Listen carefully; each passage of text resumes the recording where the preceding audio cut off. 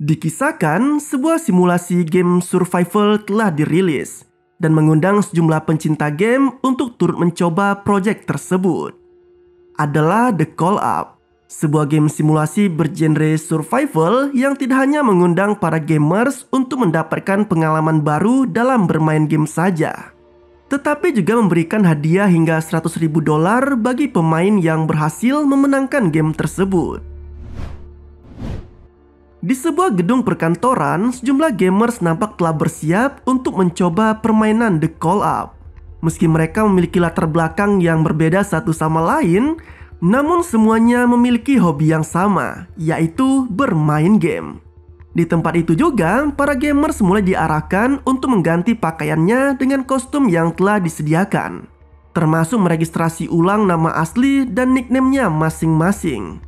Mereka adalah Marco, Adam, Andre, Edward, dan Charlie, serta dua gamers wanita lainnya yaitu Sally dan Taylor. Tidak hanya mengenakan kostum khusus saja, para gamers juga diminta untuk mengenakan pelindung tubuh dan helm sesuai dengan nickname yang tertera di kostum tersebut. Uniknya, Charlie yang berdarah Timur Tengah malah mendapatkan nickname teroris yang jelas-jelas langsung membuatnya marah. Bahkan ia sempat berniat untuk mundur dari acara tersebut. Namun anehnya, pintu yang menjadi akses keluar dari ruangan itu malah terkunci. Alhasil, mau tak mau ia pun akhirnya tetap meneruskan permainan tersebut dengan keadaan yang bad mood. Pemandangan luar biasa sempat terjadi ketika semuanya mulai menutup visor pada helm mereka. Layaknya virtual reality yang begitu nyata, tampilan ruangan yang sebelumnya terlihat sangat bersih berubah seketika menjadi gedung tua dan sangat lusuh serta terbengkalai.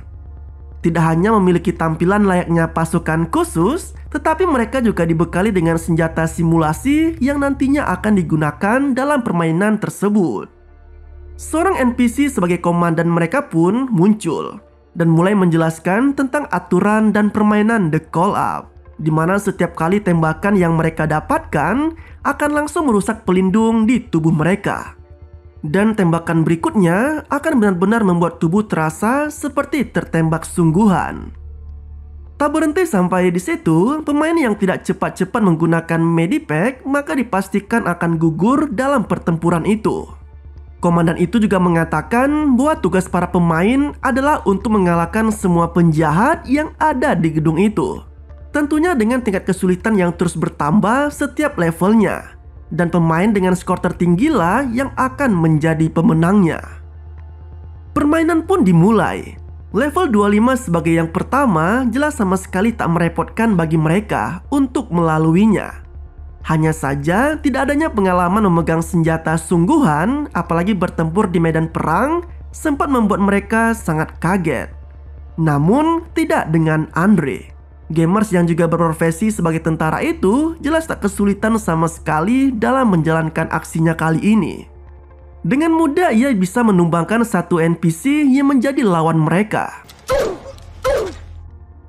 Di level berikutnya, para pemain mulai dibekali dengan M4, senjata dengan laras panjang dan bobot yang lebih berat. Berbekal petunjuk singkat dari Andre, mereka pun mulai menghabisi satu demi satu NPC teroris di tempat itu. Namun sempat terjadi momen yang sangat menegangkan, di mana Carl yang telah kehilangan pelindung tubuhnya malah terkena tembakan yang membuatnya tumbang seketika.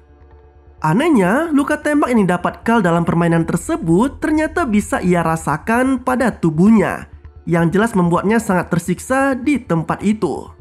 Tak ingin terjadi hal buruk pada pemain itu, Andre pun dengan sigap langsung memberi Carl pengobatan dan membuatnya sembuh seketika. Menyadari rasa sakit yang diterima sangatlah nyata, mereka pun sempat memperdebatkan hal tersebut dan mengutuk game itu sebagai sebuah permainan yang sangat menyesatkan. Sialnya lagi, rasa sakit yang bersumber dari kostum mereka sendiri ternyata kini tak bisa dilepas begitu saja. Kostum tersebut nampak telah mengikat tubuh mereka masing-masing bersama dengan helm yang dikenakan. Mau tak mau, mereka pun harus rela tetap mengenakan kostum tersebut sepanjang permainan.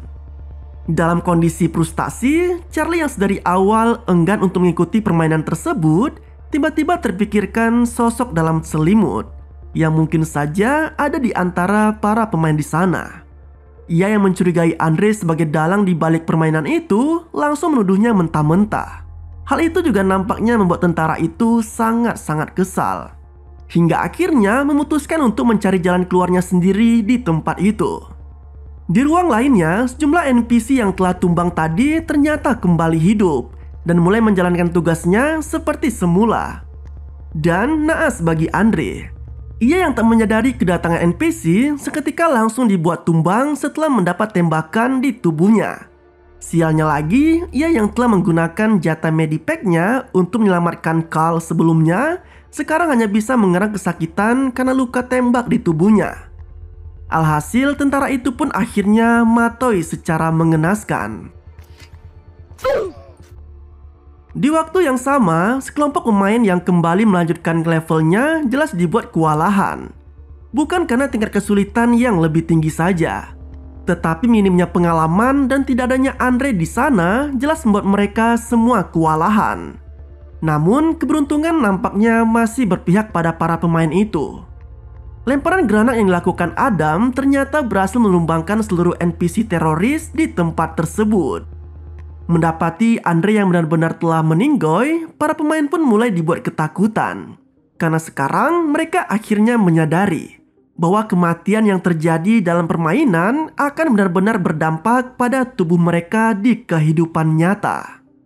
Tak kuat dengan apa yang dialaminya, Charlie yang kehilangan akal lalu meminta pemain lainnya untuk menghancurkan helm di kepalanya. Hal itu dilakukannya semata agar ia bisa terhindar dari serangan mematikan seperti yang telah dialami Andre. Namun ternyata menghancurkan helm dan kostum mereka jelas tidaklah mudah. Bahkan upaya merusak helm dan kostum itu serasa hanya sia-sia saja.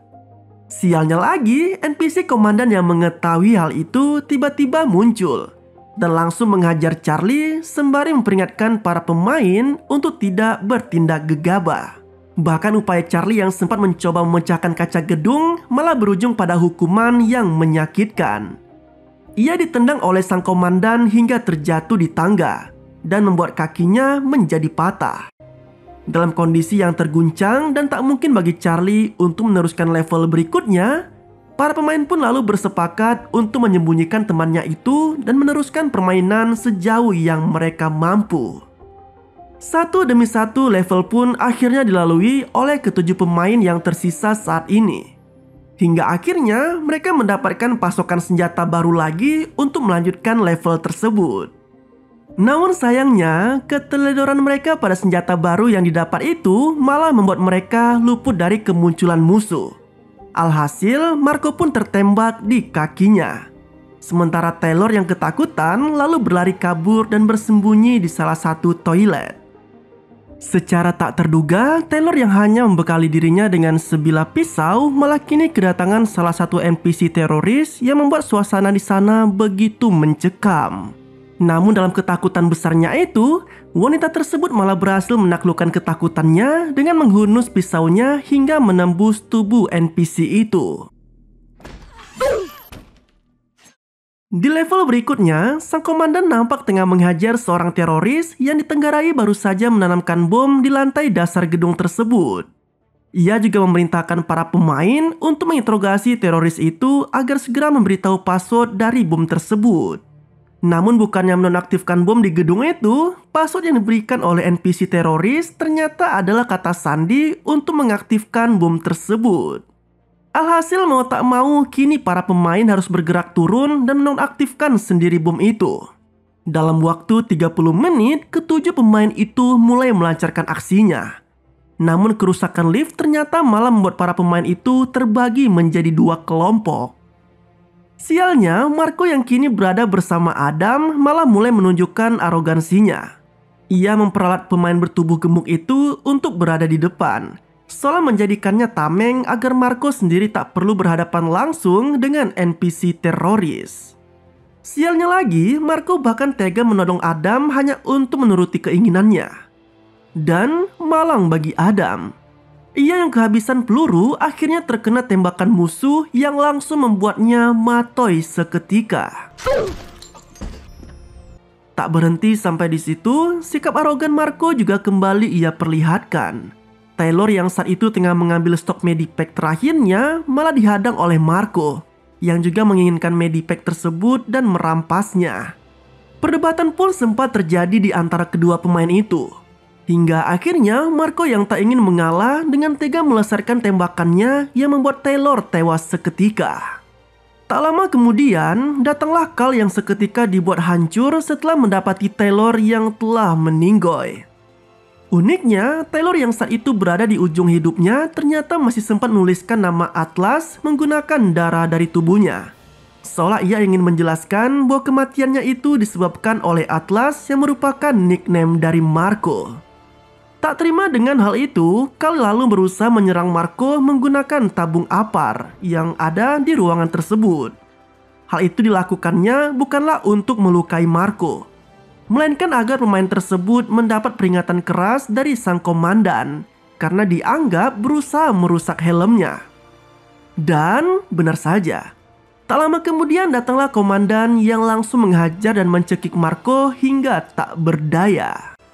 Kemudian di area parkir, ketiga pemain yang tersisa akhirnya terlibat kontak senjata dengan para NPC teroris. Sial bagi Carl, ia yang saat itu mencoba mendekat ke arah bom malah mendapat serangan dari NPC lainnya yang tiba-tiba muncul di hadapannya. Momen dramatis juga terjadi. Saat Carl akan menggunakan stok medipack terakhirnya, di saat yang sama juga Sally ternyata tumbang setelah tubuhnya tertembak oleh musuh. Tak tega melihat Sally yang menderita, Carl dengan gagah berani akhirnya memberikan medipack itu pada wanita tersebut dan membiarkan dirinya matoy begitu saja. Sementara itu, Edward yang berhasil melumpuhkan para NPC tersisa akhirnya bisa menonaktifkan bom tepat pada detik-detik terakhir jelang ledakan terjadi. Kemenangan pun kini diraih oleh Edward dan Sally sebagai pemain yang sanggup melalui semua level dalam game tersebut. Tak lama kemudian datang sejumlah penjaga yang langsung memberikan suntikan pada Sally. Namun saat terbangun, Sally yang kini sudah tidak mengenakan kostum permainan itu lagi malah mendapati fakta yang mencengangkan. Karena ternyata dalang dibalik game The Call Up adalah Edward itu sendiri, yang selama ini sempat berjuang bersamanya hingga akhir permainan. Edward juga sempat menjelaskan bahwa yang dilakukannya dalam permainan tadi tak akan pernah bisa dimengerti oleh polisi. Hal itu juga yang membuat aksinya itu seakan kebal hukum. Tak sampai di situ saja, para penjaga yang merupakan anak buah Edward itu juga akan memberikan suntikan bius lagi pada Sally. Namun tanpa diduga, Sally yang secara tak langsung telah memiliki keberanian dan skill yang terlatih berkat game simulasi tadi bisa dengan mudah memperdaya penjaga yang menghampirinya. Berbekal pistol yang direbutnya dari penjaga tadi, Sally bisa dengan mudah menghabisi penjaga lainnya yang ada di sana. Bahkan ia tanpa ragu menembak tepat kepala Edward yang membuat pria itu matoy saat itu juga. Di sini hanya satu pemain saja yang selamat, dan itu adalah Sally. Dan film pun berakhir dengan begitu tidak santuy. Nah, itulah alur cerita dari film berjudul The Call Up yang rilis tahun 2016. Para gamers yang sengaja dijebak untuk memainkan game simulasi yang didalangi oleh gamer psikopat. Sebenarnya tujuan Edward di sini tak lain adalah untuk kepuasan pribadinya saja. Jika kalian suka dengan kisah-kisah seperti ini, jangan lupa share video ini ya. Terima kasih telah menonton, sampai jumpa pada video selanjutnya.